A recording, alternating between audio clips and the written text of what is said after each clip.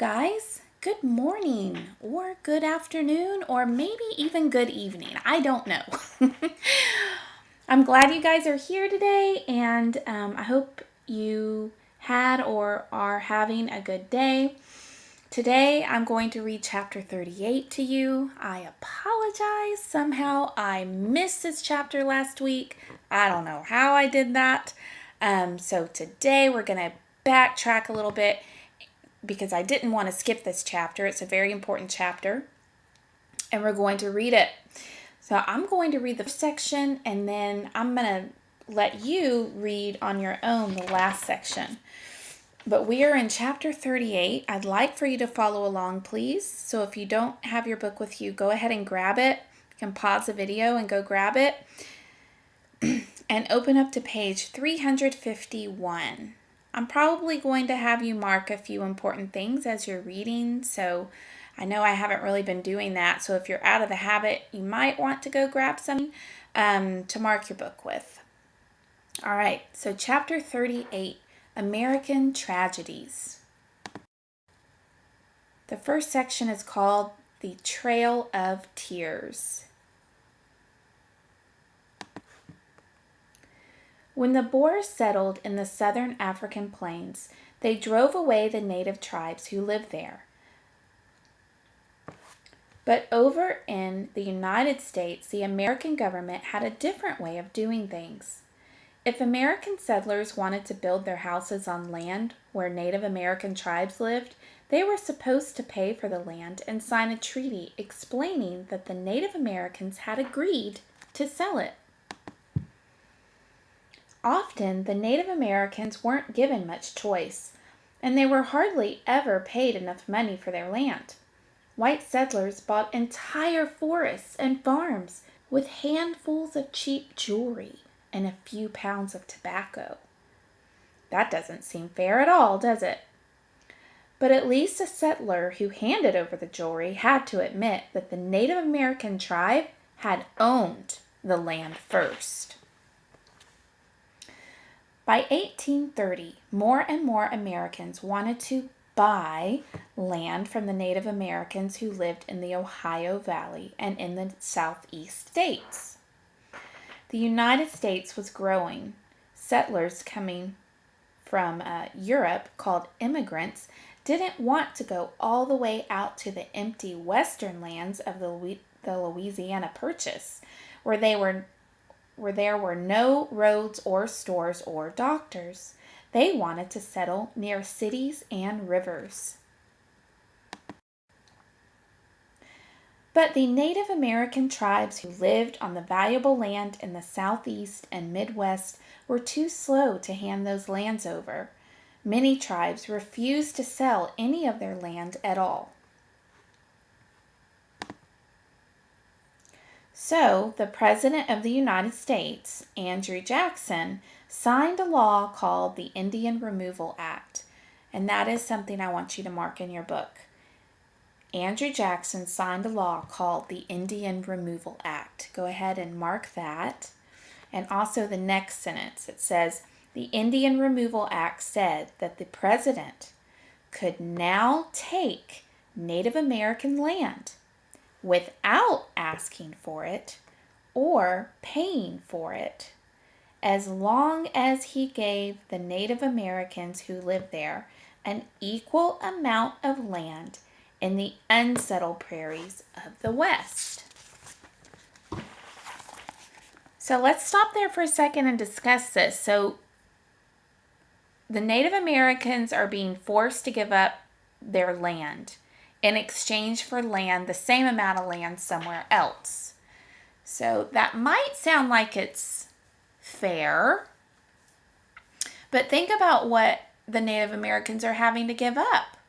They're having to actually give up their homes that they had probably built for, gosh, who knows how long.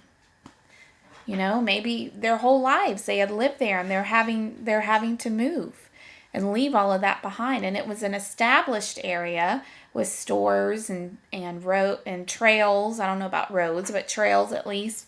And that would be really hard to give that up when you didn't want to, and you were forced to go live in land that hadn't been developed yet, and then you have to go start over somewhere else. I just threw this in here. Andrew Jackson, who is one of our presidents, he is actually on the $20 bill. So if you recognize that picture I just had up there, you probably remembered it from the $20 bill. So this is our President Andrew Jackson. Okay, so let's keep reading. We're at the top of page 352. The Indian Removal Act seemed like a good idea to Congress and President Jackson. For over 100 years, whites and Native Americans had quarreled, fought, and killed each other.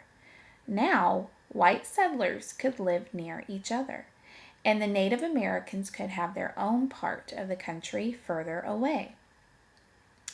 But to the Native American tribes, the Indian Removal Act meant that they would lose their homes without any way of getting them back. Many Native Americans had begun to follow white customs. For years, they had lived in log cabins, growing fruit trees and planting gardens. Their children went to schools run by white missionaries. Many Native Americans wore European clothes and had taken English names. In the Southeast, 5 Indian tribes, the Chickasaw, Choctaw, Seminole, Cherokee, and Creek, have been nicknamed the 5 civilized tribes because so many of them lived just like white settlers. Okay, I'm going to stop for a minute and let's look at this picture. I put this picture up because it kind of shows how the Native Americans were starting to change their customs to be more like the white settlers. If you notice how they're dressed here, it looks more like, you can still see some of their customary and traditional dress of the Native Americans. But the parents especially look like they're dressed more like white settlers.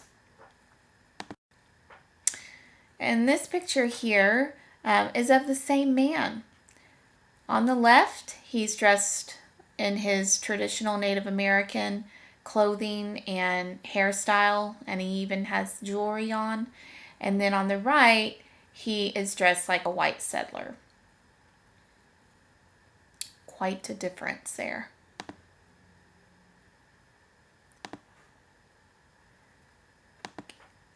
All right, and here is a log cabin that looks like it may have been owned by a Native American family.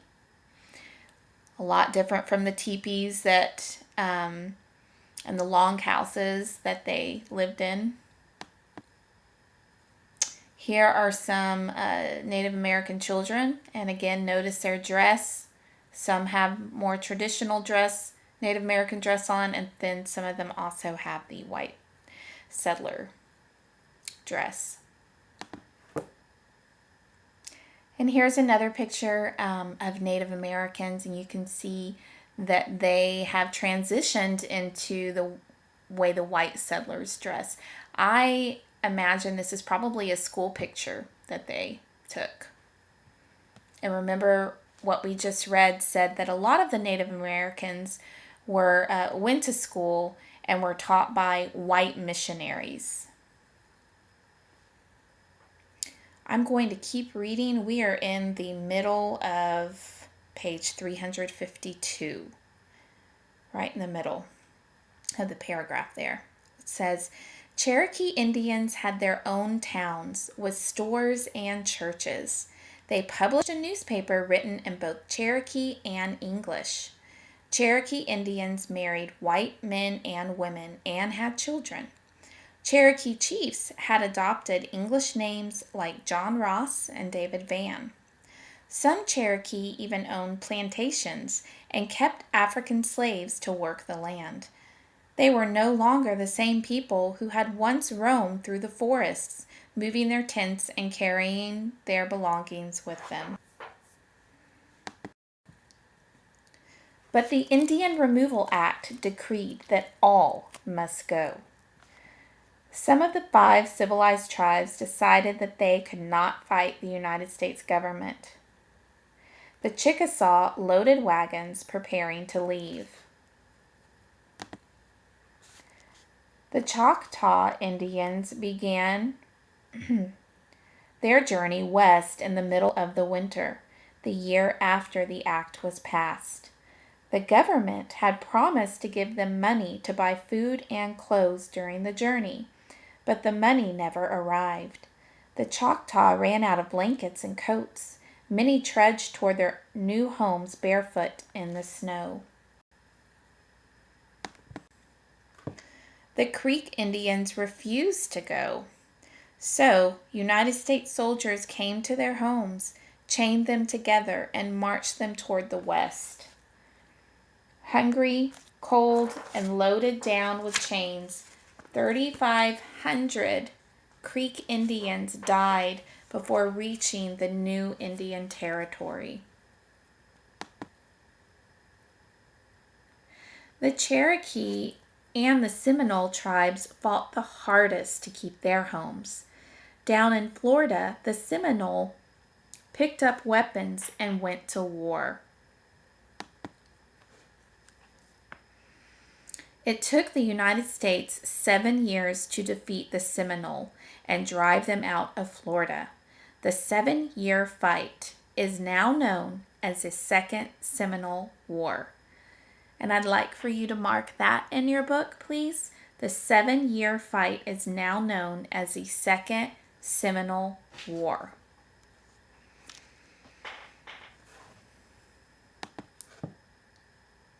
The Cherokee Indians tried fighting in a different way.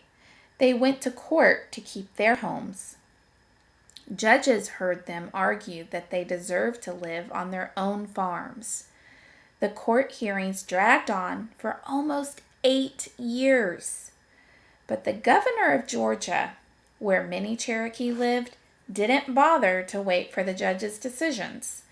He divided up the Cherokee land and started to give it out to settlers who had won a lottery. Finally, 700 soldiers invaded the Cherokee lands in Georgia, broke down the doors of Cherokee cabins and plantation houses, and chased the families who lived there outside. They were dragged from their houses, wrote a Baptist minister who had watched the invasion, allowed no time to take anything with them except the clothes they had on. It is a work of war in the time of peace. They were herded into camps, or they were organized into bands for the long walk west. Meanwhile, white settlers and their own neighbors looted their houses and farms, stealing their furniture, clothes, jewelry, books, dishes, and silverware. Even the soldiers who guarded them felt sick with anger over their actions. "When I went into the war or the army," one of them muttered, "nobody told me I'd have to herd people like cattle. I have seen men shot to pieces in war by the thousands," another soldier wrote later.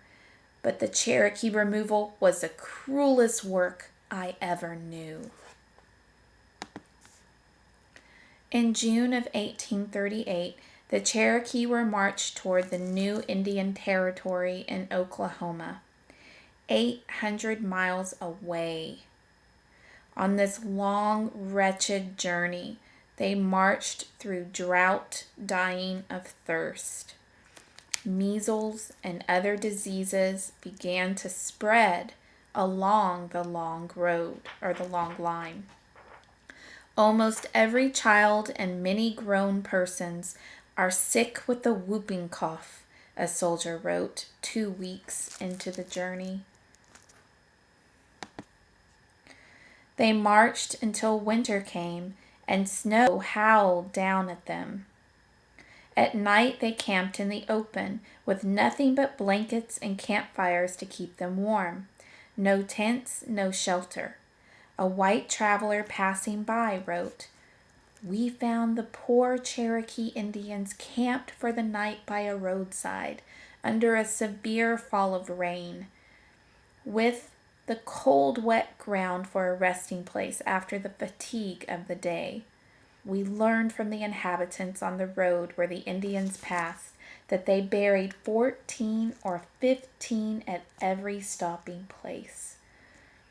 More weak and sick Cherokee lay down to rest and never got up. Every morning the Cherokee had to bury their own dead before marching on.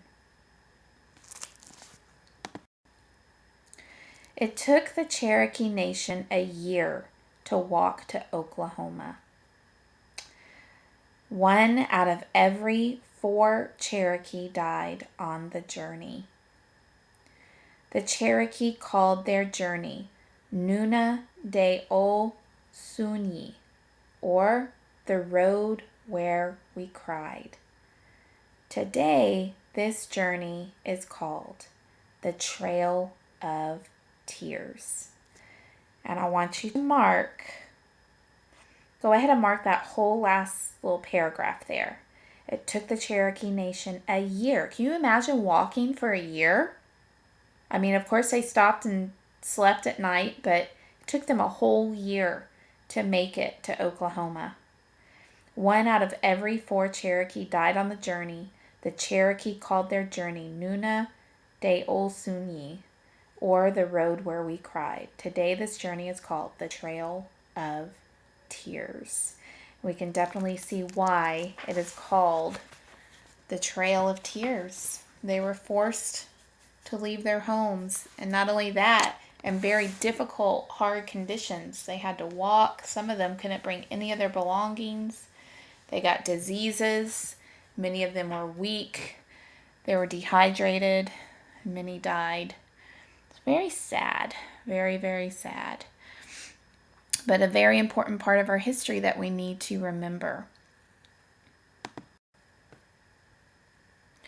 Okay, kiddos, so the first section we just finished. I'd like for you to finish up reading the second section. However you want to do that, you can read it yourself, with your friends, with your parents, just as long as you read it. It's called Nat Turner's Revolt, and it's about another story of how Americans rebelled against their countrymen because they weren't being treated right. And Nat Turner was a slave, and he rebelled against slavery and helped his fellow men to escape from slavery. So you don't want to miss that story. And I want to leave you with something before we say goodbye today. I'd like to leave you with a word of encouragement.